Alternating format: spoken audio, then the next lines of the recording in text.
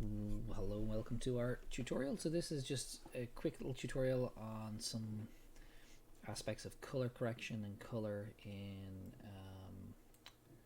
Adobe Premiere. So this little file here I've got on my timeline. This is a documentary that the third year film students were making. So now it's coming off a USB hard drive, so it's a little bit slow to update, but we'll live with that. So I'm going to take this shot here. So I'm just going to zoom in a little bit, and I'm going to use my razor tool here just to cut myself out a shot. So this little piece here.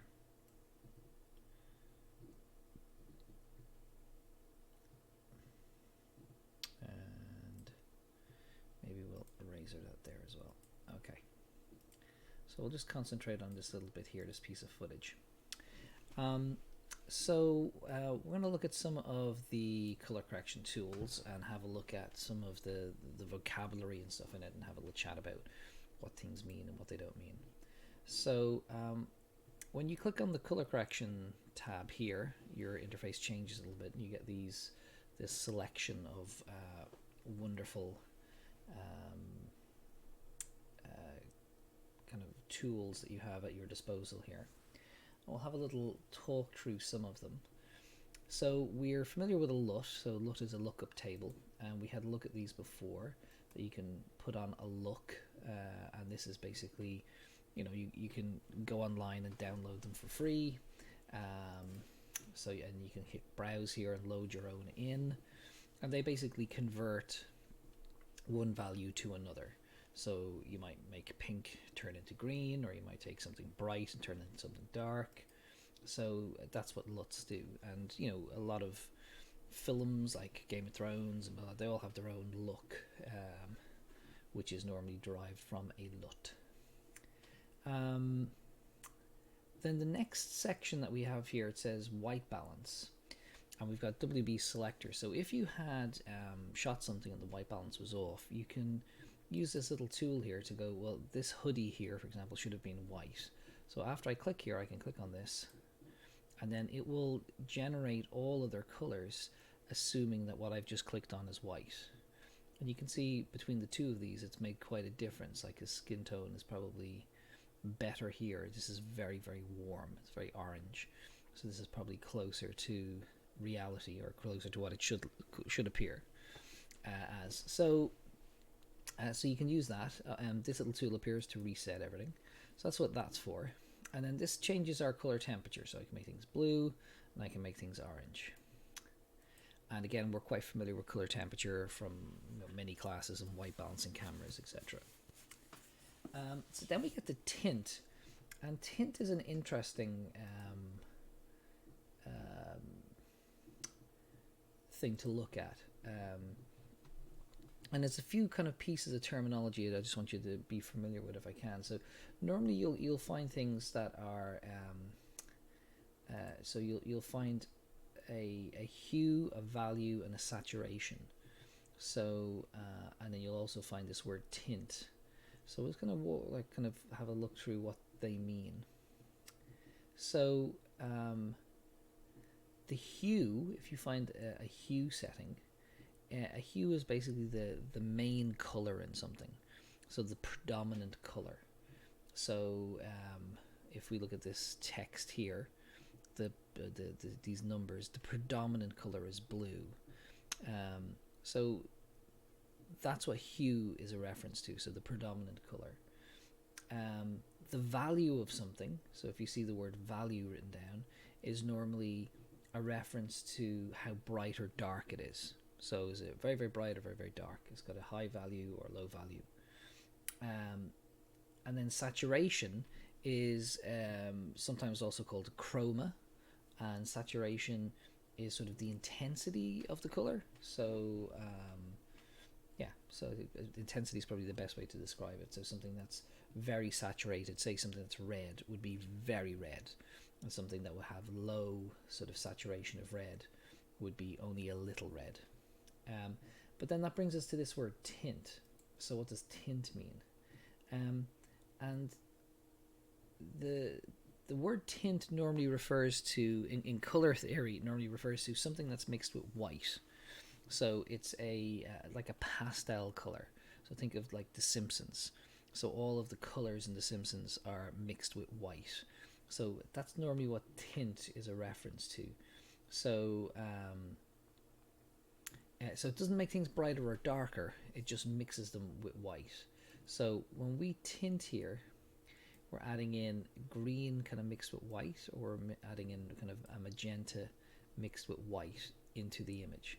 So it's not a brighter or darker setting, but that's that's what that tool does. Um, I suppose in some respects it's an offset to the temperature value.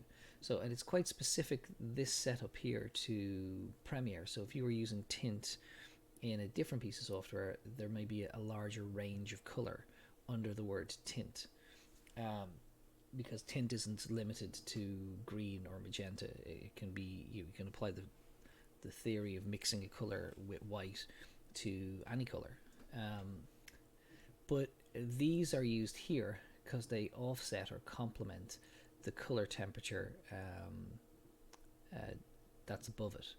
So you could have like a fluorescent light that would give you a green glow into your scene.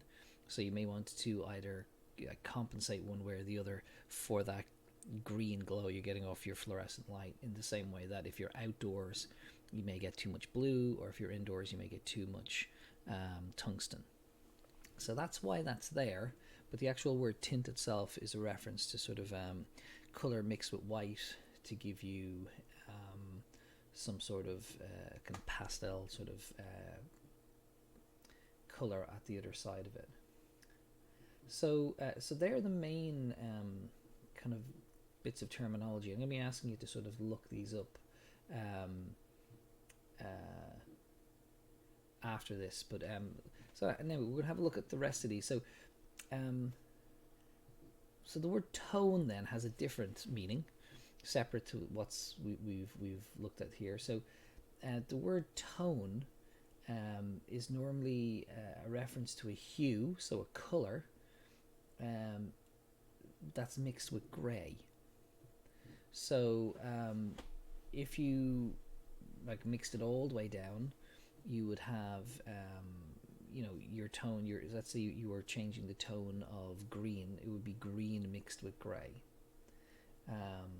So it's sort of if tint is a mix to white, then tone is a mix to grey. So and it'll reduce when you change the tone of something. You change its sort of how intense the color is. So these specific ones here, so the exposure obviously is going to make things brighter and darker. The contrast is a ratio, so it's and hopefully you can see everything is brighter here, just the entire image is getting brighter, whereas with contrast the dark things are getting darker or the bright things are getting brighter. So this has a more kind of dramatic effect. So you get very dark areas beside very bright areas when you increase your contrast. So you can see this has got darker and this has got brighter. Whereas when we're using just exposure, it'll all go out to grey and white, or it'll all go eventually down to black. So that's essentially the difference between them. Your highlights, shadows, so the highlights are just the bright bits are getting brighter and darker, and then the shadows are just the dark bits.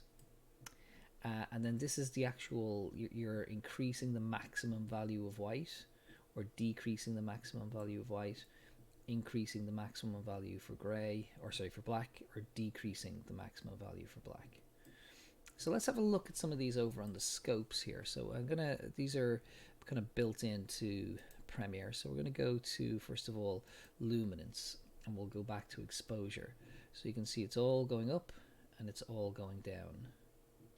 Whereas with contrast, you can see there's a shift in range. So it's not all moving up and down. And the same here, when you can see that the dark levels are being extended downwards or being pushed up, And the same with the whites here. These are being brought down or extended up. When we use the shadows, you can see all the dark bits get brighter, or the highlights, all the bright bits get brighter. So we can actually see these at work over here in our scope. Now if I right click here and I go to my RGB, so I'm seeing red, green and blue, you can see here if I change my color temperature to blue, so I'm getting my blues extending up, and my red and my green is sort of staying in the middle. And now if I go to my tint, I can increase that green. So these are about isolating individual colors and moving them up and down, and these are about changing what is effectively the brightness and darkness of different elements in the image. So let's reset all of that there. So that's just a little overview of this little section here. And we'll finish up with this one here, which is the saturation. So if I remove the saturation entirely, so the intensity of the color, I end up with nothing. So 0 saturation is black and white. And then if I increase this to 200, I'm increasing the intensity of every piece of color. And then the last thing I'll show you just in relation to tint is if I go into effects here, you can do some interesting things with tint. So and just to kind of give you an idea that tint isn't reserved just to green and magenta. So I'm going to go to video effects, and I'm going to go to color correction. I'm going to take tint here and drag and drop it onto my video footage. And now let's see if we can go back here to actually go to editing here. So I'm going to so this is my piece of video, and at the moment what's happened is I've put the tint on and it's mapping black to black and white to white, so it's basically turned it into black and white. But I can do anything I want. I can say turn all of the black parts of this image and map them to, I know, to red, and then take all of the white parts of the image and maybe map them to sort of a yellowy kind of color, or any color I want. Let's say green, and then I can give a percentage of what of how I want that to be. So I can get quite I can get quite the interesting look, and basically have two, almost like a two-tone sort of image within the image I'm playing around with. So just to be aware that you can see here though, so this is within one piece of software. Tint here has basically a different set of tools to it. It's doing different things to tint as a slider over here in this panel. So even internally in Premiere, it's not necessarily consistent in how it uses the same pieces of terminology. So we'll talk about this in class, and hopefully I'm going to give you a little small exercise to do on these different words to remember what they are, and they will appear in your lighting exam. So we'll finish up there.